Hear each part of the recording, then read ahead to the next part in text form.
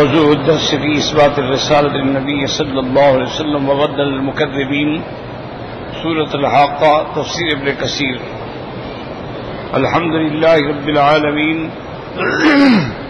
والصلاة والسلام على أشرف الأنبياء والسيد المرسلين سيدنا محمد وعلى آله وأصحابه أجمعين. اللهم صل على سيدنا محمد وعلى آل سيدنا محمد كما صليت على إبراهيم وعلى آل إبراهيم في العالمين إنك حميد مجيد. أعوذ بالله من الشيطان الرجيم. بسم الله الرحمن الرحيم. ولو تقول علينا بعض الأقاويل لأخذنا منه باليمين ثم لقطعنا منه الوتين فما منكم من أحد عنه حاجزين وإنه لتذكرة للمتقين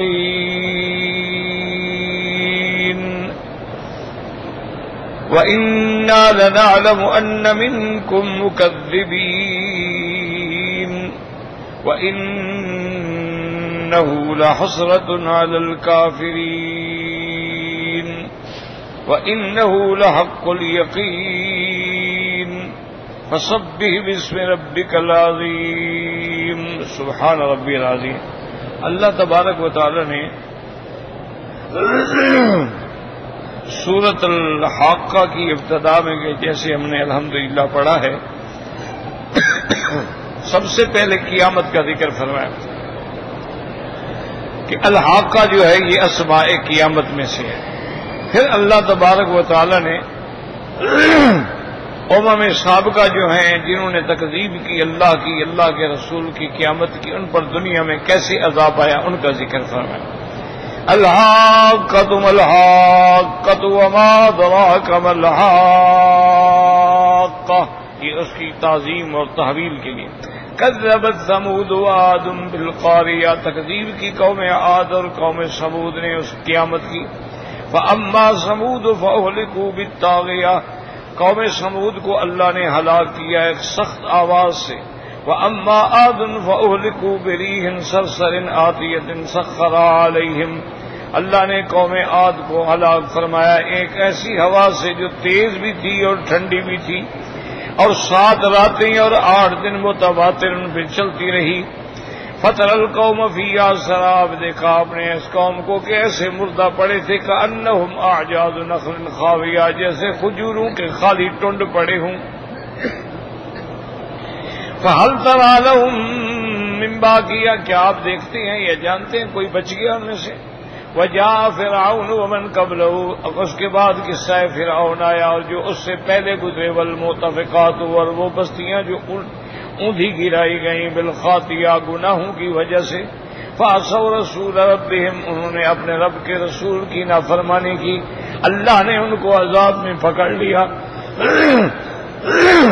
اِنَّا لَمَّا طَغَى الْمَاءُ، جب پانی حد سے نکل گیا. حَمَلْنَاكُمْ فِي الْجَارِيَةِ، ہم نے تمہیں کشتی میں سوار کر کے بچایا.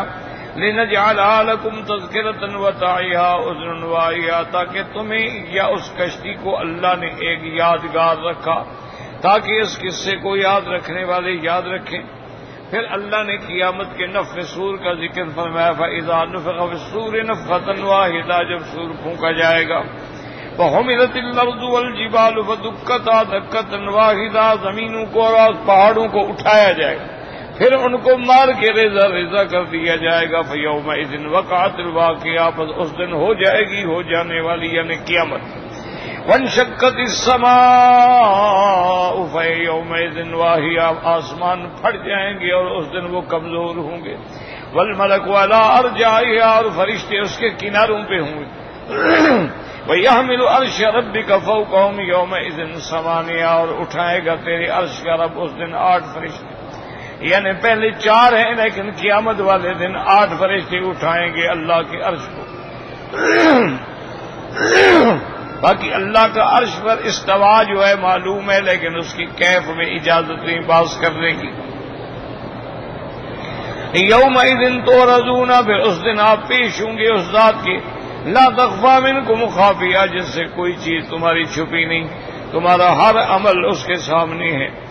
اب اما من اوتی کتابہ بیمینہ، پس وہ شخص جس کو داہنے ہاتھ میں نامہ عمل ملا، فیقول ہاؤم اقرؤوا کتابیہ، وہ خوش ہو کے کہے گا کہ آؤ دیکھو دیکھو میرا نتیجہ پڑھو، انی ظننت انی ملاق حسابیہ، مجھے یقین تھا کہ میں نے اللہ کے دربار میں جانا ہے، حساب دینا ہے۔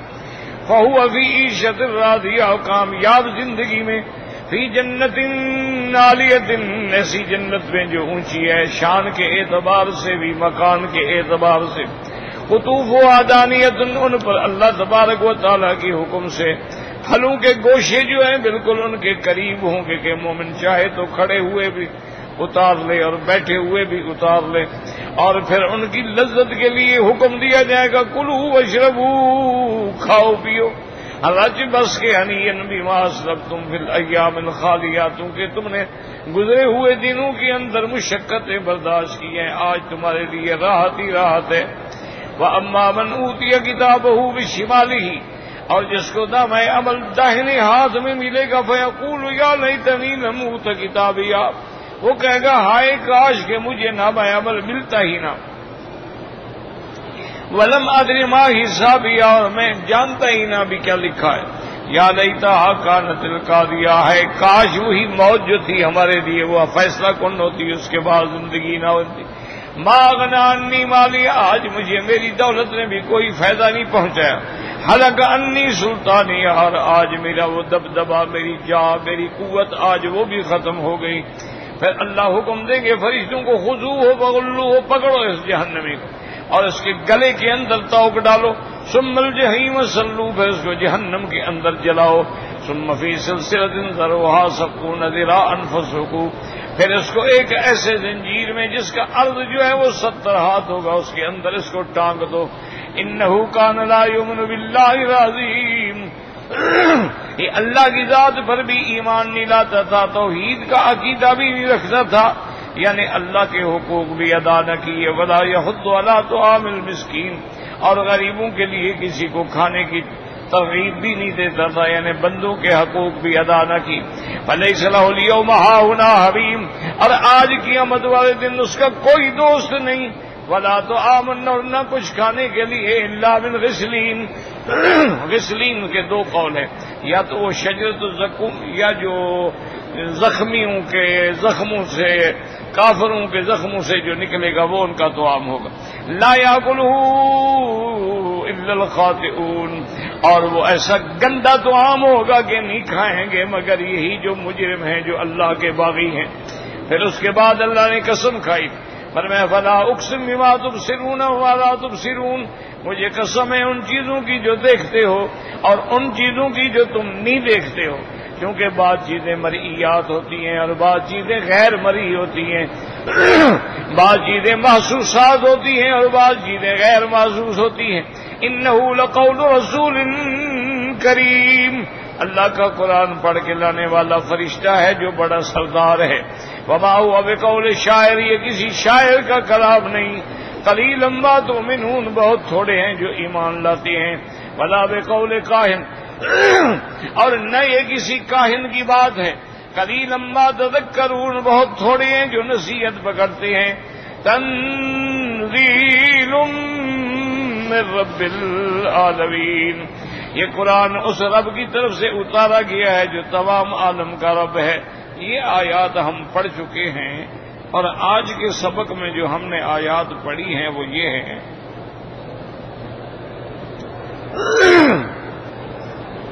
اللہ نے ارشاد فرمایا وَلَوْ تَقَوَّلَ عَلَيْنَا بَعْضَ الْأَقَاوِيلِ لَأَخَذْنَا مِنْهُ بِالْيَمِينِ ثُمَّ لَقَطَعْنَا مِنْهُ الْوَتِينَ۔ اس آیت میں ایک کافروں کے سب سے بڑے شبہات کا جواب ہے، یاد رکھیں۔ کافر یہ کہتے تھے کہ قرآن جو ہے یہ اللہ کا کلام نہیں ہے،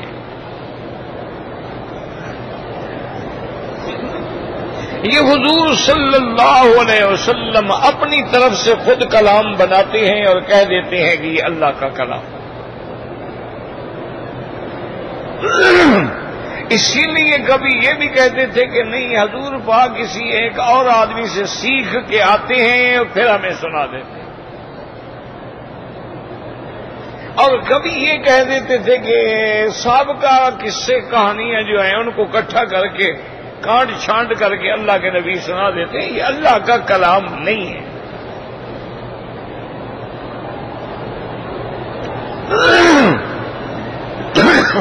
یاد رکھو اس کے اللہ نے قرآن میں متعدد آیات میں جواب دیے. ایک جواب تو یہ آیا کہ اللہ نے فرمایا میرے محبوب صلی اللہ علیہ وسلم آپ ان کو چیلنج کریں.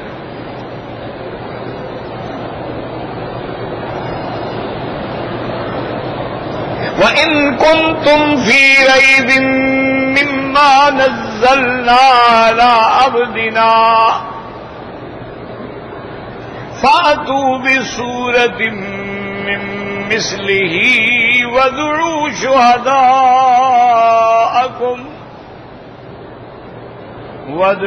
شُهَدَاءَكُم مِّن دُونِ اللَّهِ إِن كُنتُمْ صَادِقِينَ. اللہ نے فرمایا میرا محبوب آپ ان سے کہیں کہ آپ بھی تو عربی ہیں، آپ میں بھی تو شعراء ہیں، فصحاء ہیں، ادباء ہیں. اگر یہ قرآن میں نے بنایا ہے تو اس کے مقابلے پہ تم بھی ایک صورت بناؤ. بھئی میں بھی انسان ہوں، تم بھی انسان ہو.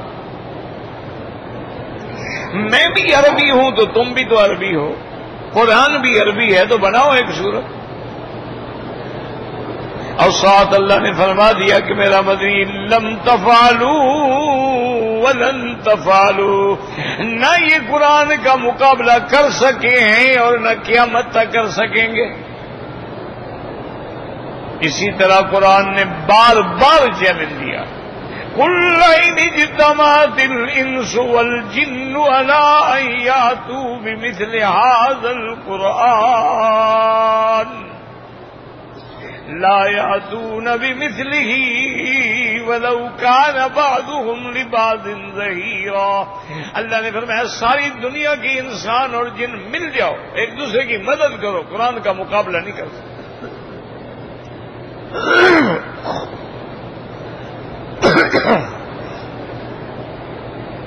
اور یہ بھی یاد رکھ لیں میرے بزرگ محترم، اللہ آپ کو قرآن کا ادب سکھلائے، ہم سب کو قرآن کے برکات و ثمرات نصیب فرمائے.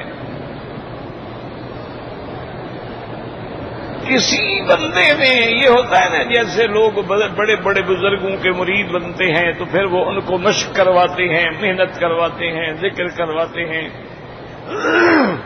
تاکہ ان کے مدارج سلوک جو ہے وہ طے ہو جائیں.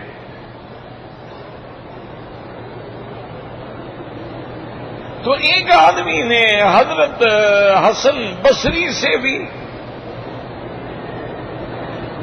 اور اسی طرح دوسرے مقام پہ حضرت بہاؤالدین نقشبندی رحمت اللہ علیہ سے بھی پوچھا کہ حضرت یہ جو سلوک کے مقامات ہیں، وصول الی اللہ ہے اور یہ سارے مراحل ہیں، یہ ذکر سے طے ہوتے ہیں یا قرآن سے طے ہوتے ہیں؟ انہوں نے فرمایا بھی ذکر سے آدمی جلدی وصول ہو جاتا ہے، لیکن اس میں خطرہ ہوتا ہے، کبھی آدمی بھٹک جاتا ہے. لیکن جو قرآن سے مدارج حاصل ہوتے ہیں وہ کبھی اس میں خطرہ کوئی نہیں. شرط یہ ہے کہ تم قرآن کو قرآن کی نظر سے، قرآن کے آداب سے پڑھو کہ بدن بھی پاک ہو، کپڑے بھی پاک ہوں، نظر بھی پاک ہو، عقل حلال ہو، صدق مقال ہو، ادب سے علیحدہ بیٹھ کے بالکل عین تصور کرتے ہوئے کہ میں اپنے اللہ سے کلام کر رہا ہوں. اس طرح قرآن پڑھیں جب آپ 1 دن 2 دن 3 دن 4 دن مشق کریں گے آہستہ آہستہ تو اللہ سینہ کھول دیں گے، معلوم ہوگا اللہ کا کلام ہمارے سینے میں اتر رہا ہے۔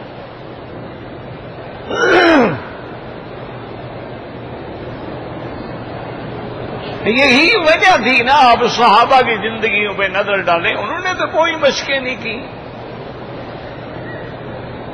انہوں نے تو کوئی سلوک کی منازل نہیں طے کی گئی، ان کے لیے سب سے بڑی بات کیا تھی؟ صحبت محمد مصطفیٰ، کہ وہ نظر کیمیا پڑی اور انقلاب آ گیا۔ اور دوسرا ان کے لیے کیا تھا؟ اللہ کا قرآن۔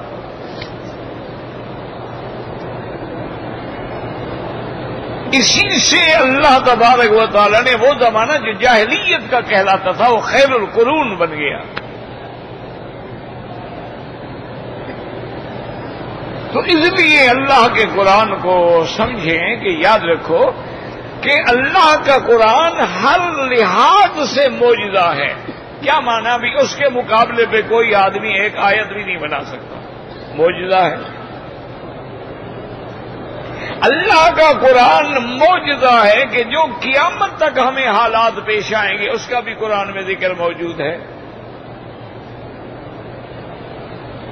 اللہ کا قرآن معجزہ ہے کہ جو غیب کی چیزیں ہیں، جنت غیب ہے، عرش غیب ہے، کرسی غیب ہے، عذاب قبر غیب ہے، عالم برزخ سے غیب ہے، علیین غیب ہے، سجین غیب ہے، قرآن نے وہ بھی پردے اٹھا دیے۔ اس لیے بھی قرآن جو ہے وہ معجزہ ہے۔ اسی طرح پھر یہ بات بھی یاد رکھیں کہ قرآن جو ہے وہ اس اعتبار سے بھی معجزہ ہے کہ دنیا میں آج تک کوئی ایسی کتاب موجود نہیں ہے کہ جس کو اتنا حافظ ملے ہوں جتنا قرآن کو ملے ہیں۔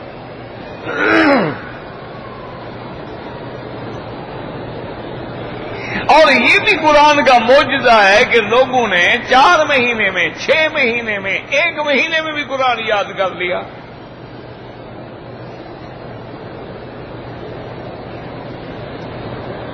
اور یہ بھی قرآن کا معجزہ ہے کہ 5 سال کا بچہ، 6 سال کا بچہ، 7 سال کا بچہ ہے، اچھا وہ بنگالی ہے، وہ ہندی ہے، پاکستانی ہے، سندھی ہے، پشتون ہے، پٹھان ہے، اس بیچارے کی عربی زبان ہی نہیں ہے لیکن پورا قرآن سنا رہا ہے۔ یہ معجزہ ہے قرآن کا۔ آپ دنیا کی کوئی کتاب جو ہے مجھے 200 صفحہ یاد کر کے دکھا دیں، لیکن قرآن ہے، سینوں میں بھی ہے، سفینوں میں بھی ہے۔ اور یہ قرآن اس اعتبار سے بھی معجزہ ہے کہ جب ہم نے اس کو غور سے پڑھا ہے تو یہ ہماری روحانی بیماریوں کا بھی علاج بن گیا کہ جو مشرک تھے وہ موحد بن گئے، جو منکر نبوت تھے وہ غلام بن گئے، جو ظالم تھے وہ رحم کرنے والے بن گئے، جو بخیل تھے وہ سخی بن گئے، جو قاتل تھے وہ مجاہد بن گئے۔ قرآن کا انقلاب ہے، یہ بھی معجزہ ہے قرآن۔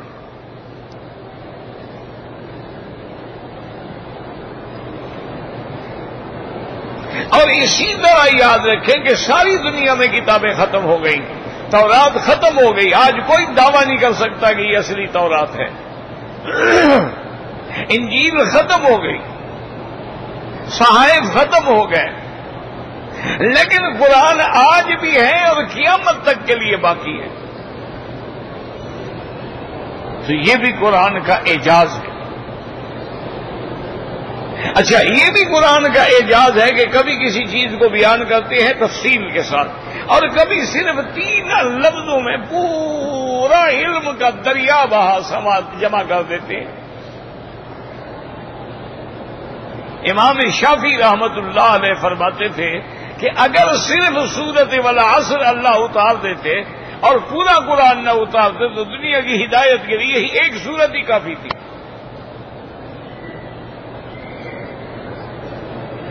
سب سے قرآن کی چھوٹی سورت ہے سورت الکوثر، انا اعطیناک الکوثر فصل لربک وانحر ان شانئک هو الابتر۔ یہ 3 آیات پر مشتمل سورت ہے، لیکن اس کے اندر پورے علوم کے دریا جمع ہیں، اور حتیٰ کہ کافروں نے بھی جب اس سورت کو پڑھا ہے تو کہنا پڑا کہ واللہ لیس ھذا من کلام البشر، یہ کسی بندے کا کلام نہیں ہے۔ تو یہ بھی قرآن کا معجزہ ہے،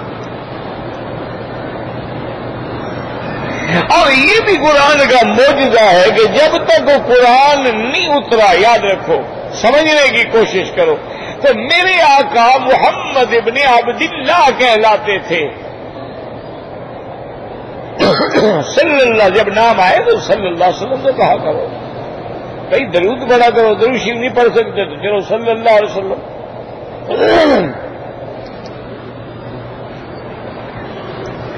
تو جب تک قرآن نازل نہیں ہوا تو میرے مدنی کا نام کیا تھا؟ محمد ابن عبداللہ ابن عبد المطلب۔ کوئی حضور کو محمد ابن عبداللہ کہتے تھے، کوئی محمد ابن عبد المطلب کہتے۔ عبد المطلب دادا ہے، عبداللہ چونکہ فوت ہو گئے حضور کی ولادت سے بھی پہلے، تو کبھی کبھی لوگ عبد المطلب کا بیٹا بھی کہہ دیتے۔ قرآن اترنے کے بعد یہ قرآن کا اعجاز ہے کہ اب حکم ہوا کہ میرا مدنی اب آپ محمد الرسول اللہ ہیں، اب ہم نے وحی بھیج دیا ہے، اب آپ کو حکم دے دیا ہے کہ قم فانذر وربک فکبر۔ اسی لیے یاد رکھیں کہ قرآن پاک نے جہاں جہاں میرے مدنی کا نام لیا ہے تو محمد الرسول اللہ،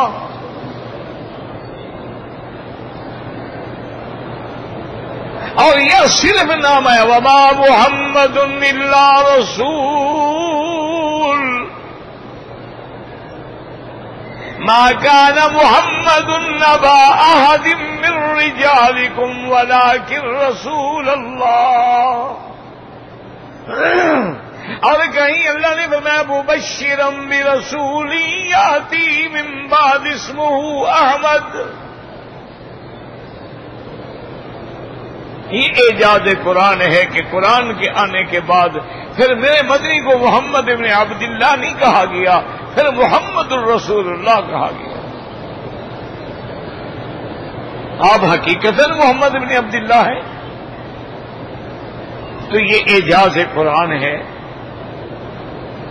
اسی لیے اللہ تبارک و تعالی نے اتنے دلائل کے بعد قیامت کو ثابت کیا، ثابت کرنے کے بعد پھر اللہ نے قسم کھائی۔ اب اس سے بڑی بات کیا ہو سکتی ہے کہ خدا قسم کھائے؟ فرمایا فلا اقسم بما تبصرون وما لا تبصرون، مجھے قسم ہے ان چیزوں کی جن کو تم دیکھتے ہو یا جن کو تم نہیں دیکھتے ہو۔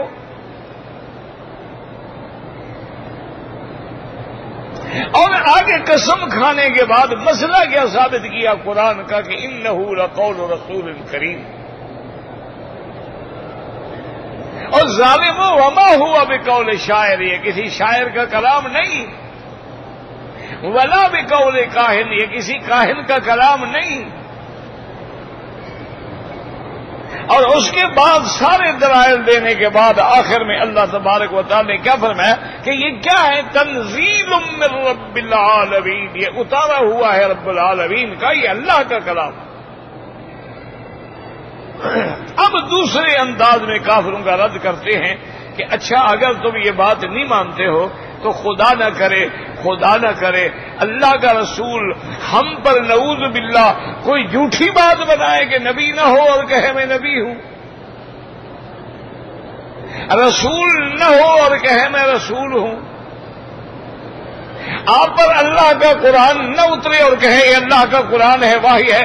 اگر اللہ کا پیغمبر رسالت و نبوت کے بعد نعوذ باللہ ایسی کوئی بات ہم پہ جھوٹ بنائے تو لأخذنا منہ بالیمین، ہم اس کا دایاں ہاتھ پکڑ کے اس کی رگے گردن جو ہے کاٹ دیں گے۔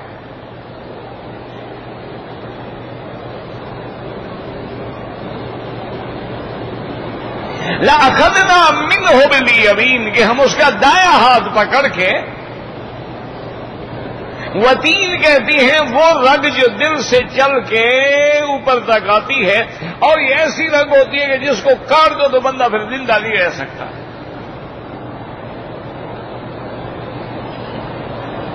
اور پھر کوئی روکنے والا بھی نہیں ہے ہمیں ایسے عمل سے۔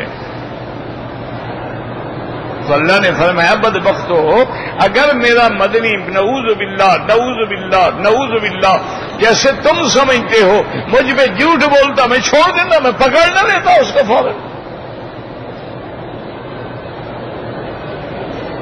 اب اس کے اندر جو سب سے مشکل مسئلہ ہے اس کو سمجھنے کی کوشش کرو۔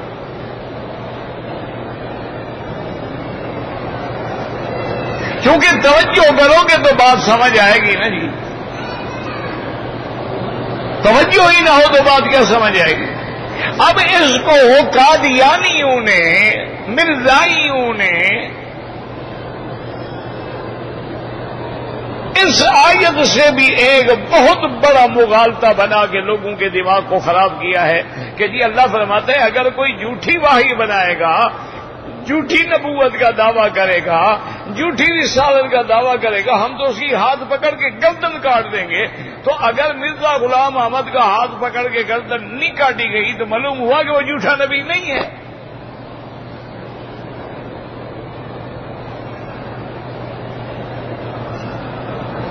یہ سب سے بڑا دھوکہ ہے جو مرزا والے جو ہیں، قادیانی جو ہیں، یہ غلام احمد کے پیروکار جو ہیں، وہ لوگوں کو دیتے ہیں کہ دیکھو جی تم کہتے ہو قرآن کہتا ہے کہ اگر جھوٹی بات کہے گا، جھوٹا وحی بنائے گا، جھوٹی نبوت کا دعویٰ کرے گا، جھوٹی رسالت کا، تو ہم اس کی گردن پکڑ کے، ہم ہاتھ پکڑ کے اس کی گردن کاٹ دیں گے اور وتین اس کی رگ کاٹ دیں گے۔ تو اگر مرزا کی اللہ نے رگ نہیں کاٹی، اس کی گردن نہیں کاٹی گئی تو معلوم ہوا کہ جھوٹا نبی نہیں ہے، اگر جھوٹا ہوتا تو گردن کٹ جاتی۔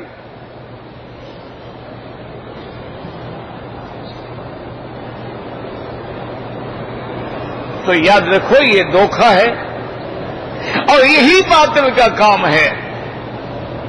ہمیشہ باطل جو ہے نا، یاد رکھو وہ پانی دودھ میں ملا کے بیچتا ہے۔ یہ نہیں کر سکتا کہ جناب 1 کلو دودھ لے لو لیکن 1 پاؤ پانی بھی ساتھ لو، کون لے گا؟ اگر پانی کو دودھ میں ملا دیں تو پھر سارے لیں گے، مولوی بھی لیں گے، پیر بھی لیں گے، آپ بھی لیں گے، ہم بھی لیں گے۔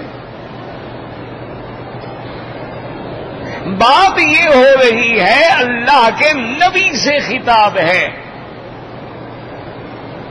یعنی کیا مانا؟ مثلا آج کسی ملک کا حکومت جو ہے سفیر بنا کے، نمائندہ بنا کے کسی کو بھیجتی ہے، اور وہ سفیر اپنے ملک کے خلاف باغیانہ خیالات کے اظہار کرے، حکومت فوراً پکڑ لے گی کہ ہم نے تمہیں اپنا سفیر بنا کے بھیجا ہے یا اپنے خلاف بھیجا ہے۔ لیکن اگر بازار میں کوئی بھنگی پھرتا ہو اور باتیں کر رہا، اس کو کون پکڑتا ہے؟ بھائی بدبخت نبی ہوتا پھر باتیں کہتا تو اللہ پکڑ لیتے نا، وہ تو ہے ہی نہیں، وہ تو جھوٹا ہے، وہ تو کذاب ہے۔ یہ مقام اس کے لیے ہے کہ نبی ہو کر اگر ایسی بات کہے، بات سمجھیں، یعنی سفیر ہو کر اگر ایسی بات کہے، کسی کو آپ نے امیر بنایا، گورنر بنایا، پھر وہ ایسی بات کرے تو حکومت برداشت نہیں کرتی۔ لیکن اگر کوئی عام آدمی کہتا پھرے گی جی میں نبی ہوں، اس کا کیا ہے؟ جیسے مسلمۃ الکذاب حضور کے زمانے میں تھا، اس نے بھی نبوت کا دعویٰ کیا تھا، اس کو اس کے ساتھیوں نے ایک دفعہ کہا، انہوں نے کہا کہ مسلمہ ہم تو چلو تمہیں نبی مانتے ہیں لیکن اللہ کے نبی پر تو وحی آتی ہے، جبریل آتا ہے، قرآن آتا ہے، تمہارے بارے میں جو ہم پہ سے کوئی پوچھے کہ بھی تمہارے نبی پر بھی کوئی وحی آتی ہے؟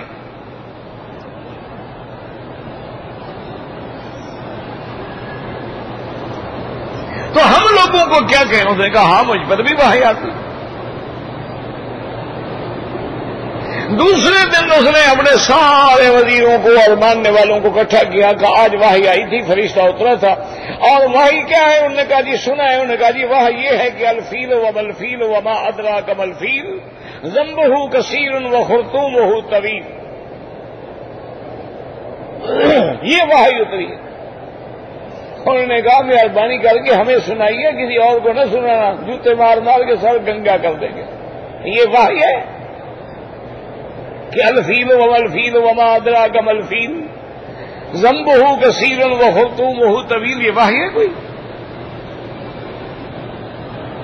اسی طرح مرزا غلام احمد بدبخت لانتی قادیانی سے بھی پوچھا گیا کہ جناب آپ کے پاس بھی اللہ کا فرشتہ وحی لے کے آتا ہے؟ انہوں نے کہا ہاں بالکل آتا ہے۔ انہوں نے کہا اس فرشتہ جو حضور کے پاس وحی لاتا تھا اس کا نام تو جبرائیل تھا، آپ کے پاس جو وحی لاتا ہے اس کا نام کیا ہوگا؟ اس کا نام ٹیچی ہے، انگریزی نبی ہے نا، تو فرشتہ بھی تو انگریزی آئے گا نا۔ بات تو ہے ٹھیک کی بیچارے نے۔ انہوں نے کہا میرے پاس بھی وحی آئی ہے کہ شاطان تذبحان فی افغانستان، اس نے بھی وحی سنائی تھی۔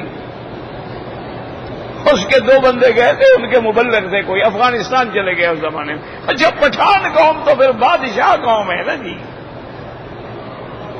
انہوں نے کچھ دن گزارے اور اس کے بعد جناب یہ ہے کہ جب آہستہ آہستہ دوستیاں بھی بنا لی اور بڑی بڑی نمازیں پڑھیں اور پٹھان بڑی خدمت کریں گے، یار یہ تو بڑے اچھے لوگ ہیں، دیکھو کتنا مسجد میں ہر وقت رہتے ہیں، وہ ان کو کھانا وانا کھلائیں۔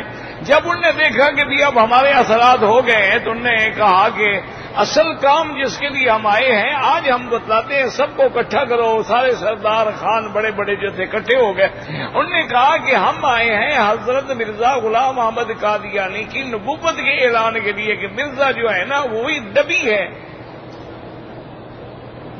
وہ ایک پٹھان کھڑا ہو، اس نے کہا کتے کا بچہ نبی کے بعد نبی کی طرف سے آ گیا۔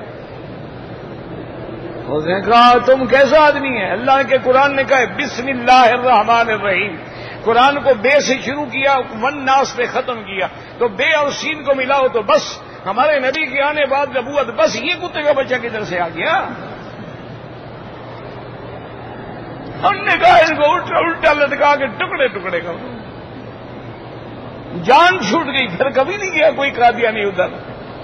تو اس پر اس نے وحی بنائی تھی کہ شاطان تذبحان، میری 2 بکریاں جائے گی اور ذبح ہو جائیں گی۔ تو اس لیے یاد رکھیں کہ جھوٹا تو جھوٹا ہوتا ہے۔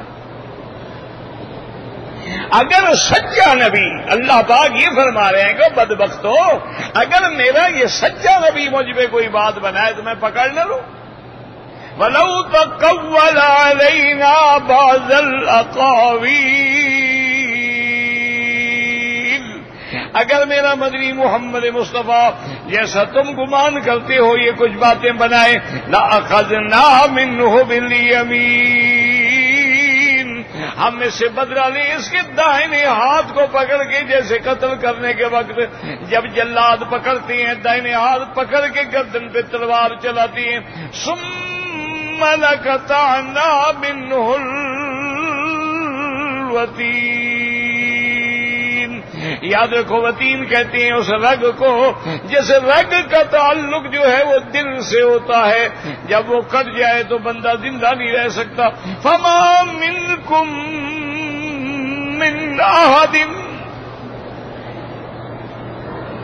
فما منکم من احد عنہ حاجزین، پھر کسی کو طاقت نہیں تم میں سے کہ جب ہم اس کو پکڑیں تو ہمیں روک لیں، ہمارے درمیان میں آ جائے۔ یاد رکھو فما منکم من احد، آگے لفظ احد جو ہے مفرد ہے، وجہ یہ ہے کہ یہ جمع کے معنی میں ہے، لفظاً مفرد ہے لیکن معنی جمع ہے۔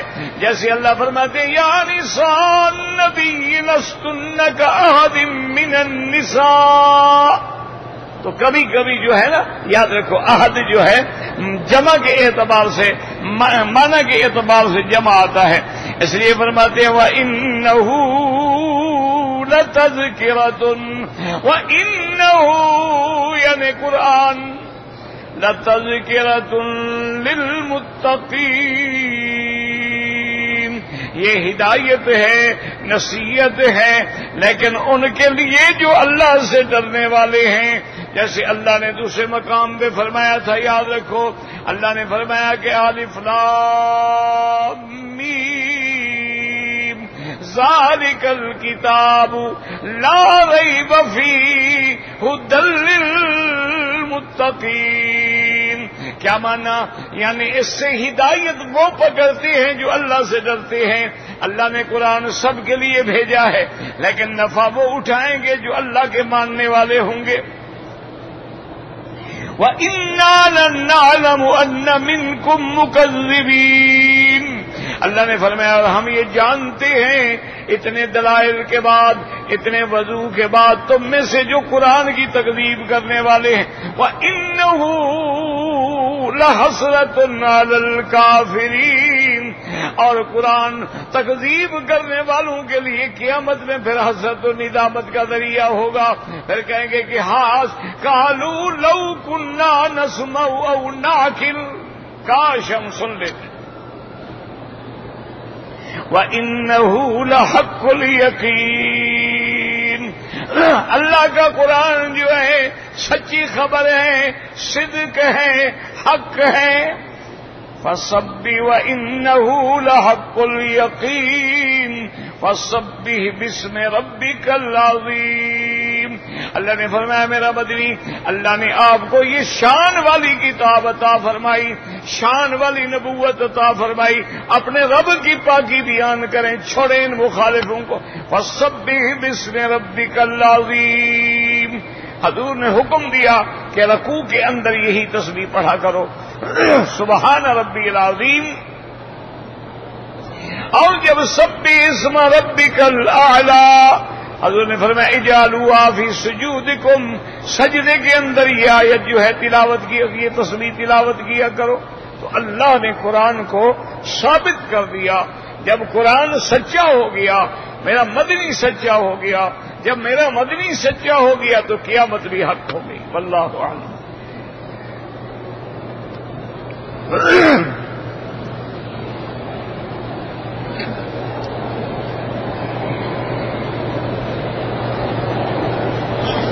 میرا بھائی مسئلہ سمجھیں، مثلا موٹر سائیکل ہے یا گاڑی ہے یا کار ہے یا کچھ ہے. اگر وہ دکاندار یہ کہتا ہے کہ نقد قیمت 1 لاکھ ہے، اگر آپ نے ادھار پہ لینی ہے اور قسطیں دینی ہیں تو پھر 1,20,000 ہے. تو اگر آپ نے 1,20,000 پہ لے لی اور قسطیں دیتے رہی، یہ جائز ہے؟ یہ سود نہیں ہے. سود وہ ہوتا ہے کہ میں کہوں 1,00,000 ریال مجھے قرضہ دو، آپ کہیں کہ جی ٹھیک ہے میں قرضہ تو دے دیتا ہوں، آپ کب دیں گے؟ میں کہوں جی 6 مہینے. انہوں نے کہا 6 مہینے کے بعد مجھے آپ 20,000 دیں گے. یہ سود ہے کہ میں نے پیسے کے اوپر 20,000 جو زیادہ لیا وہ کس چیز کا ہے؟ ایک ہے میں چیز بیچ رہا ہوں تو گویا میرا سودا آپ سے 1,20,000 میں ہوا ہے، تو یہ وقت کے بدلے میں نہیں ہے بلکہ چیز کی قیمت ہے. اس لیے یہ سود نہیں بنتا. لیکن جو متقی علماء ہیں وہ کہتے اس سے بھی بچو. اچھا ایک بات اور بھی سمجھ لو. مثال کے طور پہ ایک آدمی کے پاس آپ جاتے ہیں، وہ کہتا ہے کہ جی یہ کھاد کی بوری ہے، اس کی نقد میں قیمت 1,000 ہے، ادھار میں قیمت 1,200. اگر آپ کہتے ہیں جی 1,000 لے لو اور مجھے دے دو گا، نہیں جی میں تو صرف ادھار بیچتا ہوں تو اب حرام ہے اس سے. اگر کوئی نقد پیسے دے دے ادھار میں لینا چاہے تب بھی دے دے، لیکن نہیں میں نے تو صرف ادھار بیچنا ہے، تو مانا یہ کہ اس کو لالچ ہے، اس طرح پیسے حاصل کرنا چاہتا ہے. تو اس لیے فقہا نے کہا کہ پھر جائز نہیں ہے. بہرحال کوشش یہ کریں کہ ان جھگڑوں میں نہ پڑیں.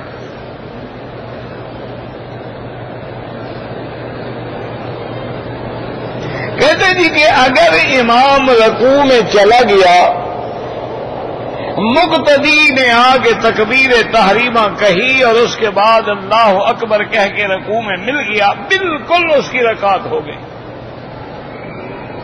حدیث مبارک میں ہے کہ من ادرک الرکوع فقد ادرک الرکعہ، جس کو رکوع مل گیا اس کو رکعت مل گئی۔ اگر آپ سجدے میں ملیں گے تو رکعت نہیں ملے گی۔ اچھا، بعض علماء اہل حدیث فرماتے ہیں کہ اگر وہ اللہ اکبر کہہ کے فاتحہ پڑھ کے رکوع میں جائے پھر تو رکعت ملے گی، ورنہ نہیں ملے گی۔ لیکن تمام ائمہ کا مسلک یہی ہے کہ اگر رکوع میں پہنچ گیا تو رکعت مل گئی۔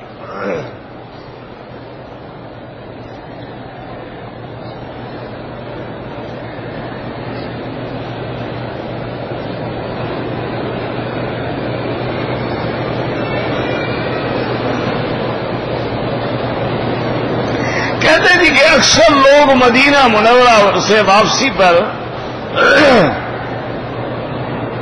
احرام باندھ لیتے ہیں، فرضی احرام باندھنا منع ہے۔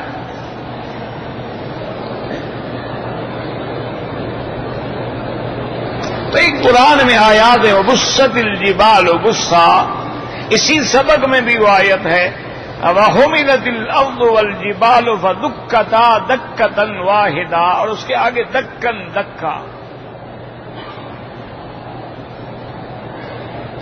داڑھی کا نہ رکھنا جو ہے گناہ ہے، گناہ کبیرہ ہے، صرف گناہ ہے۔ جو مرغیاں باہر کے ملکوں سے آتی ہیں ان پر کوئی اعتبار نہیں، اللہ عالم کون ذمہ دار ہے یہ ذبح ہو رہی ہے، لیکن جو اس ملک کی بکری اپنا مرغیاں ہیں، یہاں کی کمپنیاں وہ بالکل ذبح کرتی ہیں۔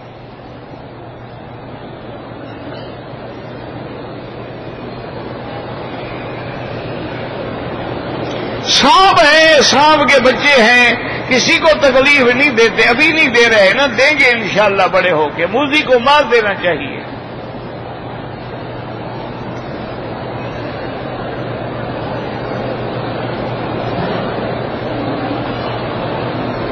کہتے جی کہ ہم اپنی بیوی کے حسن و جمال کی یا اس کے کام کی تعریف کر سکتے ہیں، کیوں نہ کریں جناب، لیکن بیوی کے سامنے کریں، لوگوں کے سامنے نہ کریں کہ میری بیوی ایسی خوبصورت ہے کہ شام کو لائن لگی ہو دیکھنے کے لیے۔ اپنی بیوی کو تعریف کیا کرو کہ تم خوبصورت ہو، کھانا اچھا بناتی ہو، بڑی صاف ستھری ہو، گھر کو تم نے سنوار کے رکھا ہوا ہے، اس کو تعریف کرو تاکہ وہ بیچاری خوش ہو، اس کو دل لگے۔ یہ تو نہیں کہ لوگوں کو سناؤ کہ جناب میری بیوی کی کمر ایسے ہے، میری بیوی کی گردن ایسے ہے، اور اس کے ہونٹ ایسے ہیں، اور بال اس کے ایسے ہیں، تاکہ ماشاءاللہ ان کے دل میں عشق پیدا ہو، اور کل کو جب آپ جائیں تو لائن کھڑی ہو کر کے باہر۔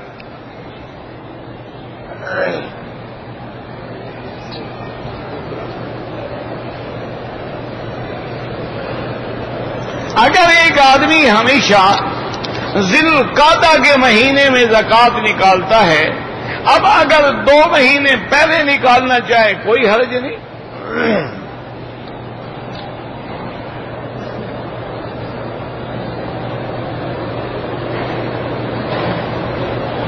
کہتے جی کہ جو اپنا خواب آئی تھی ڈاکٹر صاحب کو کہ حضور کی ٹکٹ کے بارے میں، تو وہ یہ تھا کہ بھئی یعنی مطلب یہ تھا کہ ڈاکٹر صاحب پوری دنیا میں دین پھیلائے، ٹکٹ تو حضور مانگ رہے ہیں، دین یہ پھیلائے گا، تو یہ ٹکٹ مانگتا نا حضور سے کہ مجھے ٹکٹ دیں،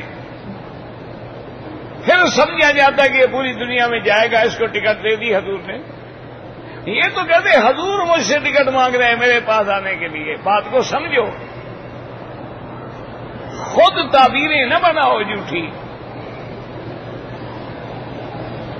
ایک اور پیر صاحب تھے، مر گئے، میں نے دیکھا تھا۔ اچھا وہ کیا کرتے تھے خدا کے بندے، اللہ معاف کرے، فوت ہو گئے۔ وہ جب کسی سفر پہ جاتے تھے نا جی، تو بڑے آدمی تھے، بڑے لوگ مرید تھے، تو باقاعدہ جیسے کانوے ہوتی ہے نا جی، 1-2 گاڑی آگے اور 2-3 گاڑیاں پیچھے، اور بڑی تر سے جاتے تھے۔ تو راستے میں جاتے جاتے کسی این جنگل میں، صحرا میں، ڈرائیور سے کہتے جلدی گاڑی روکو، جلدی گاڑی روکو، گاڑی روک لیتا، وہ چھلانگ مار کے گاڑی سے اترتے، دوڑتے ہوئے چلے جاتے اور کافی دور جا کے ہاتھ باندھ کے کھڑے ہو جاتے. اب آدھا پونا گھنٹہ کھڑے ہوئے ہیں, ساری ٹریفک ادھر کی بھی رک گئی, ادھر کی بھی رک گئی, پیری چمک رہی ہے نا, لوگ دیکھ رہے ہیں نا. واپس آئے, کیا حضور پاک جا رہے تھے, تو میں نے کہا قدم بوسی کر لو. اتنا بڑا جھوٹ بولنا, یار کسی صحابی نے بھی یہ جرت نہیں کی کہ حضور کی وفات کے بعد کہا ہو کہ حضور جا رہے تھے اور میں ملنے گیا تھا. اہل بیت نے بھی یہ جرت نہیں کی. سب سے زیادہ قرب بی بی فاطمہ کا تھا, اس نے بھی یہ جرت نہیں کی, بلکہ اس نے تو یہ کہا کہ سبت علیہ مصائب, میرا ابا آپ کی جدائی میں مجھ پہ اتنی مصیبتیں پڑی ہیں, اگر یہ دل پہ پڑتی تو دل بھی رات میں بدل جاتا. انہوں نے جرت نہیں کی ہے تو ایسی باتیں بنانا اور لوگوں کے عقیدوں کو برباد کر دینا, عقیدوں کو تباہ کر دینا, اور پھر یہ کہنا کہ ہر مجلس میں پیغمبر آ گئے ہیں. اچھا اب صلاۃ و سلام پڑھتے پڑھتے کھڑے جاؤ, حضور آ گئے ہیں. اچھا آ گئے ہیں, پہلے نہیں تھے. آ جو گئے, آتا تو وہی ہے نا جو پہلے موجود نہیں تھا. تو پھر حاضر ناظر والا عقیدہ تو تمہارا جھوٹا ہو گیا نا کہ پہلے نہیں تھے. اچھا پھر آ گئے ہیں تو مدینے پاک میں جو لوگ سلام پڑھ رہے ہیں وہ کس پہ پڑھ رہے ہیں؟ خدا کا خوف کرو, مرنا ہے, اللہ کے دربار میں جانا ہے, وہاں باقاعدہ ایک ایک لفظ کا حساب ہوگا. اس لیے حضور نے فرمایا کہ میری شان کو اتنا نہ بڑھاؤ جیسے عیسائیوں نے بڑھایا.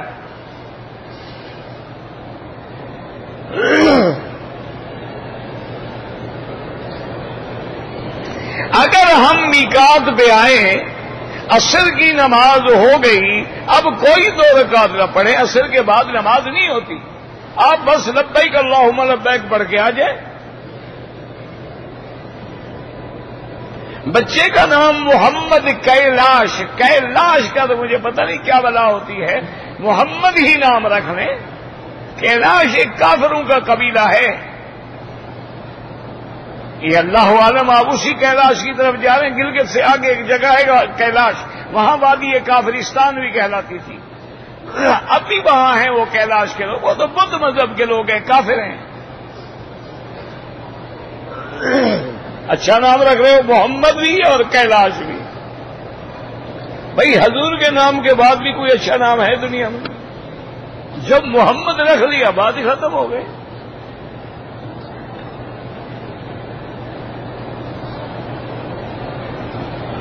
میں والدہ کو بلانا چاہتا ہوں, میری خالہ کی فیملی کے ساتھ آ سکتی ہے, اگر بوڑھی عورت ہے آ سکتی ہے. بچے کا نام محمد عکاشہ رکھے, عکاشہ الف سے نہیں ہوتا, عین سے ہوتا ہے, بالکل رکھ سکتے ہیں. حدیث میں سبق کا عکاشہ. ایک آدمی انڈیا سے کام کے لیے آیا ہے, اس نے جدے سے احرام باندھا, اس پہ دم نہیں پڑے گی.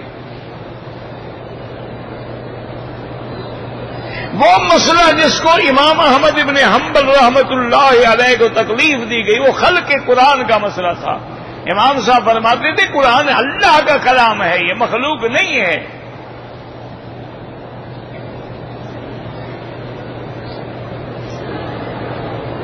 نماز میں السلام علیکم دونوں طرف کیوں پھیرا جاتا ہے؟ تو مقتدی دونوں طرف ہوتے ہیں, فرشتے دونوں طرف ہوتے ہیں. نہ تمہیں سلام سے بھی تکلیف ہے.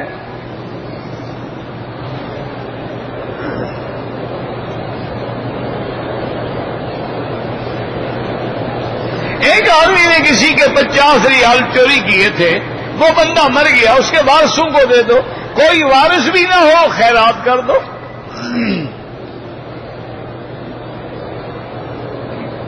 میں نے کئی عمرے کیے ہیں لیکن ٹک لگواتا رہا. بہرحال سر بھی منڈوا لیں اور دم بھی ادا کر دیں, ایک دم. اگر غلطی ایک جیسی ہو چاہے کئی دفعہ ہو, دم ایک پڑتا ہے.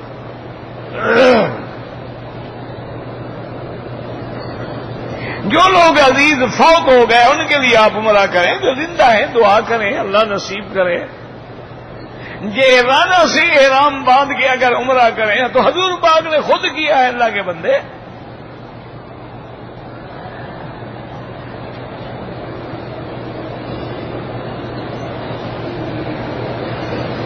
طواف کرتے ہوئے میرے پاؤں جو ہیں وہ سن ہو جاتے ہیں. اگر میں کچھ دیر کے لیے بیٹھ جاؤں کوئی حرج نہیں.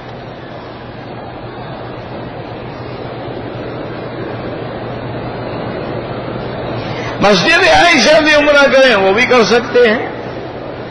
جو لوگ آدھی آستین رکھتے ہیں نمازیں مکروہ ہو جاتی ہیں. جب اللہ نے کپڑا پورا دیا ہے تو پورے کپڑے سے نماز پڑھیں.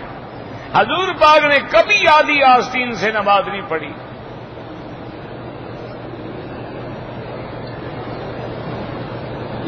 مدینہ منورہ میں جب آپ جائیں غسل کر کے اچھے کپڑے پہن کے خوشبو لگا کے مسجد میں جائیں. مسجد کے دروازے پہ جب داخل ہوں تو کہیں بسم اللہ والصلاۃ والسلام علی رسول اللہ اللہم اغفر لی ذنوبی وافتح لی ابواب رحمتک. اور اس کے بعد درود شریف پڑھتے ہوئے چلے جائیں. موقع ملے تو ریاض الجنہ میں جا کے 2 رکعت تحیت المسجد پڑھیں. اس کے بعد ادب سے چلتے ہوئے سرکار دو عالم کے مواجہ شریف کے سامنے جائیں اور سامنے کھڑے ہو کے الصلاۃ والسلام علیک یا رسول اللہ 3 دفعہ کہیں. پھر سیدنا ابو بکر، پھر سیدنا عمر. اس کے بعد رخ قبلے کی طرف کر کے اللہ سے دعا مانگیں.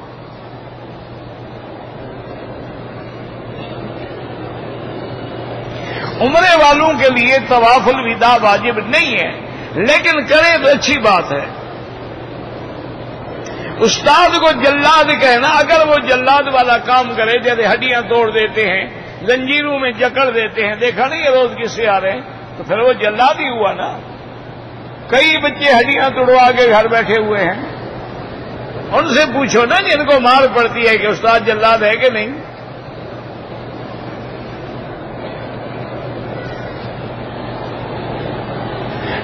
گھر میں ٹیلی ویژن ہو بالکل نہیں ہونا چاہیے، اس سے خرابیاں پیدا ہوتی ہیں. وہ بعض چیزیں ٹھیک ہیں، خبریں ہیں یا کسی علماء کی تقریر ہے، لیکن جب زیادہ برائی ہو تو بچنا چاہیے.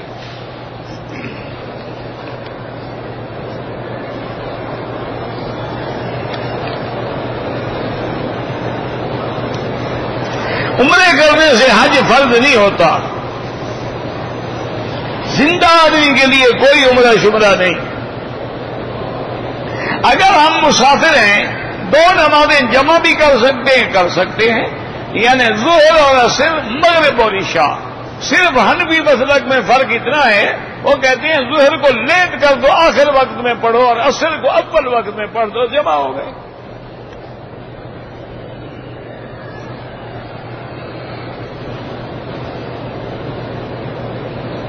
طواف میں اگر عورتوں کا اور مردوں کا وقت متعین کر دیا جائے، آپ لکھ کے بھیج دیں تجویز، اس پہ غور کریں گے یعنی کیا وقت متعین ہو. اگر اس کے جانے کا وقت آ جائے، فلائٹ جا رہی ہے، ادھر وقت متعین ہے، اس نے طواف زیارت نہیں کیا ہے، طواف وداع نہیں کیا، تو کیا کریں؟ یہ بھی ذرا وضاحت سے لکھ دیں.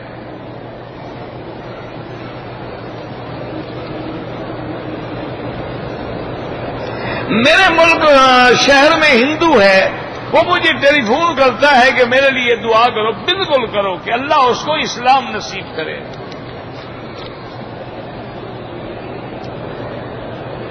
طواف کے دوران نہیں، طواف ختم کر کے 2 رکعت مقام ابراہیم پہ پڑھیں. طواف کے دوران تو ناجائز ہے. 7 چکر پورے کرنے کے بعد افضل یہ ہے کہ مقام ابراہیم پہ نماز پڑھیں. اگر وہاں جگہ نہ ہو حتیم میں پڑھ لیں، ورنہ پورے مطاف میں پڑھ لیں، ورنہ سارے حرم میں پڑھ لیں.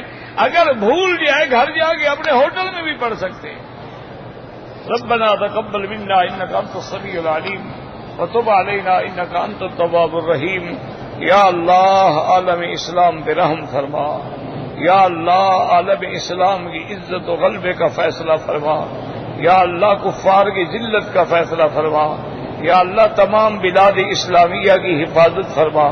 یا اللہ اس بلد الامین کو قیامت تک ہر فتنے سے محفوظ فرما. یا اللہ بیماروں کو شفا عطا فرما. یا اللہ ہماری ظاہری باطنی روحانی جسمانی بیماریاں پریشانیاں اپنی رحمت سے دور فرما. یا اللہ بے حیاؤں کو حیا عطا فرما، بے دینوں کو دین عطا فرما، بے اولادوں کو اولاد عطا فرما، بے روزگاروں کو روزگار عطا فرما، قرض داروں کے قرض عطا فرما. ربنا تقبل منا انك انت السميع العليم وتب علينا انك انت التواب الرحيم. سبحان ربك رب العزة عما يصفون والسلام على المرسلين والحمد لله رب العالمين. صلی اللہ تعالی علی خیر خلقہ سیدنا محمد وعلی آلہ وصحبہ اجمعین. اللهم صل على سيدنا محمد وعلى آل سيدنا محمد كما صليت على إبراهيم